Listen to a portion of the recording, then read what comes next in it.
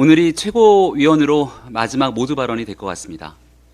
먼저 지난 전당대회를 통해 당의 지도부로 역할할 수 있도록 기회를 주신 당원 동지 여러분께 감사 인사를 드립니다. 비록 제 임기를 다 마치지 못한 채 물러가지만 새로이 출범하는 한동훈 비상대책위원회가 내년 총선 우리 당의 승리를 이끌 최고의 지도부가 될 거라 믿기에 마음이 한결 가볍기도 합니다. 비상대책위원으로 활동하던 2020년 우리 당의 정강정책을 개정하는 특위위원장을 맡으면서 국민의힘의 출범과 함께 당의 강령과 기본정책을 바꾸는 총괄 역할을 수행한 바가 있었습니다. 모두의 내일을 위한 약속, 우리 당의 가치와 철학을 담아내는 정강, 강령의 제목입니다. 누구 하나 배제되지 않는 국민 통합을 바탕으로 다가올 내일을 준비하는 유능한 정당이 되겠다는 뜻을 담고 있습니다. 두 번의 비상대책위원으로 당 지도부에 활동했음에도 지난날 전당대회에 출마했던 이유는 이런 가치와 철학을 선출된 최고위원이 되어 실천하고 싶었기 때문이기도 합니다. 최고위원으로 활동하며 우리 당이 그동안 더 깊게 다가서지 못했던 분들과 함께 하기 위해서도 노력했습니다.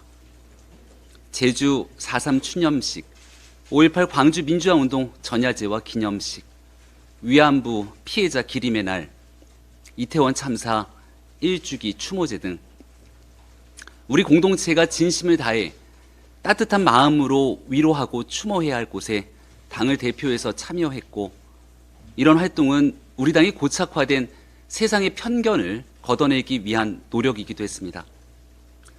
나라의 미래가 될 청년들에게 작은 희망이라도 건네고자 청년 정책 네트워크를 이끌며 청년 정책을 내놓았던 시간도 나름의 의미가 있었습니다.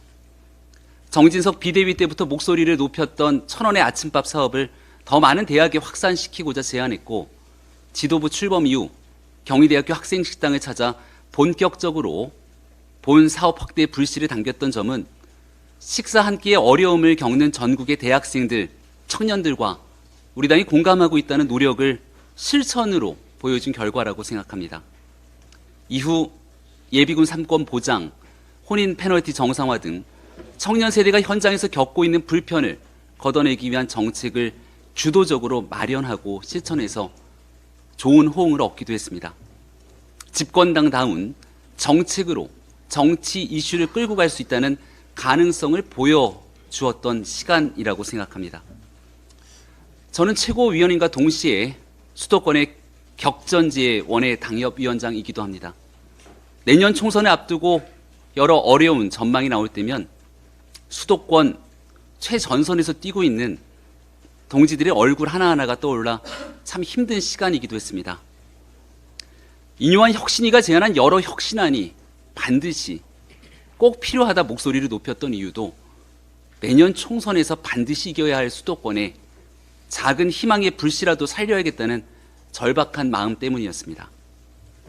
여러 어려움들이 있었지만 많은 국민들께서 우리 당의 희망의 끈을 놓지 않으셨고, 그런 기대가 한동훈 비상대책위원회를 만들기에 이르렀습니다.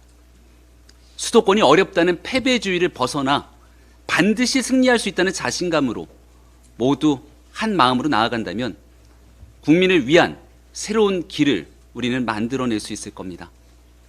이제 저는 지역으로 돌아가 수도권 총선 승리의 작은 미랄이라도 될 수 있도록 최선의 역할을 다하겠습니다.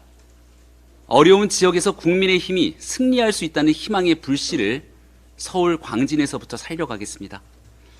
그동안 여러 방면으로 도움 주시고 함께해 주신 당직자분들과 언론인 여러분께 이 자리를 빌어 감사의 말씀을 드립니다. 고맙습니다.